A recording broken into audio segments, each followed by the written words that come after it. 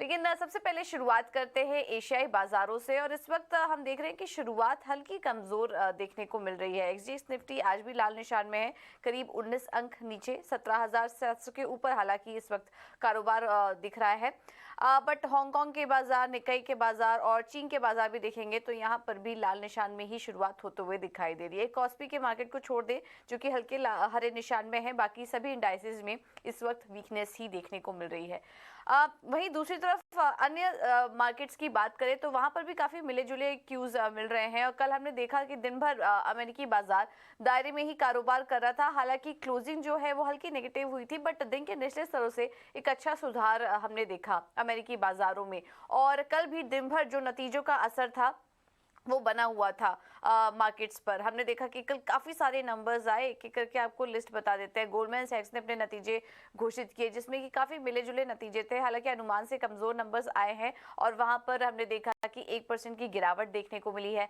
Bank of America के अनुमान से अच्छे नतीजे थे, एनआईआई में वहां पर 25% की बढ़त देखने को मिली, तो काफी अच्छे नंबर्स थे बैंक ऑफ अमेरिका के। जॉनसन एंड जॉनसन के अच्छे नंबर थे, नेटफ्लिक्स के नंबर्स मिले जुले थे और इसके अलावा नेटफ्लिक्स में एक जो प्रेशर का कारण था वो ये था कि पासवर्ड शेयरिंग क्रैकडाउन वो इस तिमाही वो रोल आउट करने वाले थे, थोड़े नियमों को और स्ट्रिक्ट करने वाले थे, लेकिन अब वो ऐसा नहीं करेंगे और दूसरी तिमाही से ये जो नए नियम हैं ये लागू किए जाएंगे। और उसकी वजह से भी हमने देखा कि नेटफ्लिक्स के स्टॉक में कुछ दबाव वहां पर देखने को मिला, नतीजे भी मिले जुले ही देखने को मिले थे। नेटफ्लिक्स का ये भी कहना था कि जहां जहां पर उन्होंने ये इंप्लीमेंट किया वहां पर सब्सक्राइबर ग्रोथ में थोड़ी धीमापन देखने को मिला, जिस कारण अभी वो फिलहाल नहीं कर रहे हैं, लेकिन आने वाले समय में जब वो ये लागू करेंगे तो उसका फायदा नेटफ्लिक्स को मिलता हुआ दिखाई देगा। लेकिन बाजार को फिलहाल पसंद नहीं आया और नेटफ्लिक्स के स्टॉक में भी हमने देखा गिरावट थी।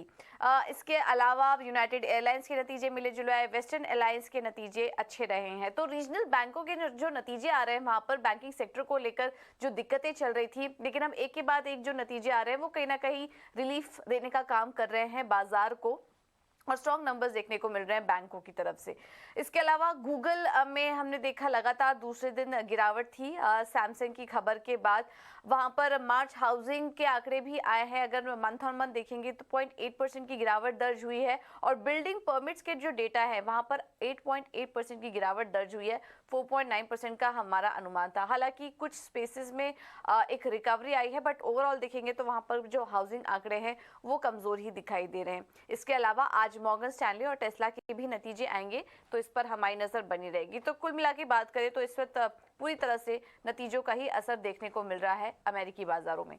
यूरोप के बाजार कल मजबूती के साथ बंद हुए। यूके में आज जॉब मार्केट के आंकड़े भी यूके में कल जॉब मार्केट के आंकड़े जारी हुए जिसमें कि बेरोजगारी बढ़ते हुए दिखाई दी। यूके वेजेस में 5.9% की बढ़त वहां पर देखने को मिली और इसके अलावा यूके में आज महंगाई के आंकड़े भी आएंगे और यूरोजोन में पीएमआई के भी आंकड़े आएंगे, तो उस पर भी हमारी नजर रहेगी। तो फिलहाल यूरोप के बाजारों से मजबूती के ही संकेत देखने को मिल रहे हैं।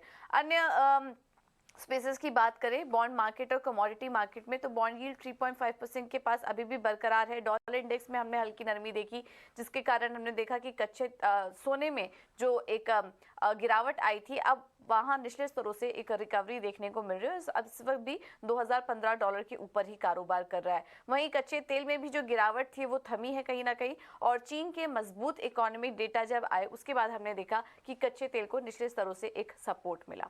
तो ओवरऑल कुल मिला के बात करें तो इस वक्त विदेशी बाजारों से भी जो संकेत मिल रहे हैं वो काफी मिले जुले हैं, नजर नतीजों पर ही बनी हुई है और फिलहाल बॉन्ड मार्केट और कमोडिटी मार्केट सब स्टेबल ही कारोबार कर रहे हैं मई फेड पॉलिसी के पहले। तो ये थे संकेत। अब आगे बढ़ते हैं और एक बार एफआईज और डीआईज के आंकड़े भी देख लेंगे, उसके बाद हम मार्केट एक्सपर्ट से समझेंगे कि आज क्या करें, क्योंकि वीकली एक्सपायरी भी है कल और उसके पहले आज बाजार में किस तरह से कारोबार करना चाहिए, क्या लेवल्स और वॉच करेंगे, ये हम आगे समझेंगे। एफआईएस की बात करें तो कैश मार्केट में ये लगातार दूसरे दिन बिकवाली का आंकड़ा है। 810 करोड़ की बिकवाली कैश मार्केट में एफआईएस करके गए। इसके अलावा घरेलू निवेशकों ने 401 करोड़ की खरीदारी की है। इंडेक्स फ्यूचर में भी खरीदारी का ही आंकड़ा है, वहीं इंडेक्स ऑप्शन में 4,700 40 करोड़ से ज़्यादा की यहाँ पर खरीदारी FIIs करके गए हैं। तो यहाँ पर भी नंबर्स जो हैं वो ठीक ही नज़र आ रहे हैं। अब आगे बढ़ेंगे और बाजार पर रणनीति भी समझ लेते हैं और हमारे साथ जुड़ चुके हैं क्वांटिफाई कैपिटल के Saurabh Sisodia. Saurabh, thank you so much ET now स्वदेश को समय देने के लिए। क्या करें आज बैंक निफ्टी और निफ्टी में? गुड मॉर्निंग पूजा। निफ्टी बैंक, पहले निफ्टी की अगर बात करें तो हम देखेंगे कि पिछले 2 हफ्तों से मार्केट में लोअर लेवल से कंटिन्यूसली एक अच्छी तेजी देखने मिली है और जनरली इतने बड़े मोमेंटम के बाद मार्केट एक साइडवेज हो जाता है, एक ब्रेक लेता है, कंसोलिडेट होता है।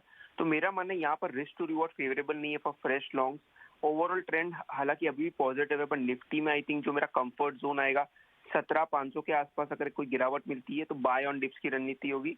बैंक निफ्टी भी ऑन द अदर हैंड अगर हम देखें तो 2000 पॉइंट की तेजी आई है पिछले 10 दिनों में और जो नेक्स्ट सपोर्ट निकल के आ रहा है 41,500 के आसपास आ रहा है। तो मेरा मानना है यहाँ पर जो फ्रेश लॉन्ग्स के लिए रिस्क टू रिवॉर्ड फेवरेबल नहीं है। तो दोनों इंडाइसेस पे आई थिंक एक थोड़ा कंसोलिडेशन और लोअर लेवल्स पे अगर आते हैं 41,500 के आसपास बैंक निफ्टी और निफ्टी 17,500, तो आई थिंक एक फ्रेश लॉन्ग बनाने की सलाह होगी। तो जो major trades I think index के बाहर रहेगी। इंडेक्स स्पेसिफिक मुझे लग रहा है कि मार्केट 1 हफ्ते या 2 हफ्ते तक थोड़ा साइडवेज रहेगा एंड देन वापस मोमेंटम पकड़ेगा। बिल्कुल, तो साइडवेज रह सकता है मार्केट। इंडेक्स में ज़्यादा कुछ बड़ी पोजीशन लेकर ना चलें। लॉन्ग पोजीशन तो फिलहाल अभी नहीं लेने की राय दी जा रही है निफ्टी और बैंक निफ्टी दोनों में। तो एक साइडवेज मोमेंटम यहाँ पर देखने को मिल सकता है। तो फिर स्टॉक स्पेसिफिक रणनीति क्या अपनाएं? मैं दोनों लॉन्ग प्लस शॉर्ट मेंटेन करना चाहूंगा।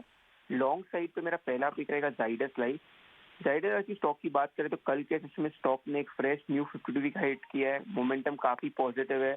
डेली चार्ट पर जो कैंडल बनी है काफी स्ट्रॉन्ग कैंडल बनी है।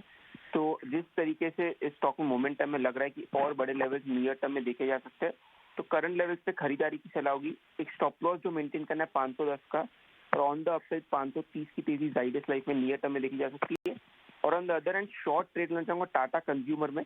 टाटा कंज्यूमर की स्टॉक की बात करें तो कल के सेशन में स्टॉक ने एक हेवी वॉल्यूम से एक डाउनफॉल देखने मिला। बेरिश एंगल्फिंग कैंडलस्टिक बनी ऑन द डेली चार्ट। तो ये एक इंडिकेशन है कि स्टॉक में शॉर्ट टर्म वीकनेस रह सकती है और लोअर लेवल्स तक एक देखने मिल सकता है। तो टाटा कंज्यूमर में करंट लेवल्स पे एक सेल का कॉल होगा। स्टॉप लॉस जो मेंटेन करना है 720 का और ऑन द डाउन साइड जो टारगेट निकल के आ रहे हैं 680 तक की गिरावट इस स्टॉक में नियर टर्म में देखी जा सकती है। ठीक है Saurabh, thank you so much समय देने के लिए अपना और ये रणनीति सुझाने के लिए। तो लॉन्ग और शॉर्ट दोनों साइड की रणनीति आपको दी जा रही है। टाटा कंज्यूमर, कल हमने बिकवाली का प्रेशर देखा था इस स्टॉक में। आज 680 के लक्ष्य के लिए आप यहां पर बिकवाली का ट्रेड ले सकते हैं।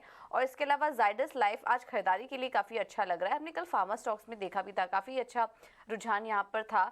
जाइडस लाइफ में आप अभी भी खरीदारी के लिए ट्रेड ले सकते हैं। कल 2% से ज़्यादा की मजबूती भी थी। आज भी 530 के लेवल्स जाइडस लाइफ में देखने को मिल सकते हैं। तो यहाँ पर आप नज़र रखिए।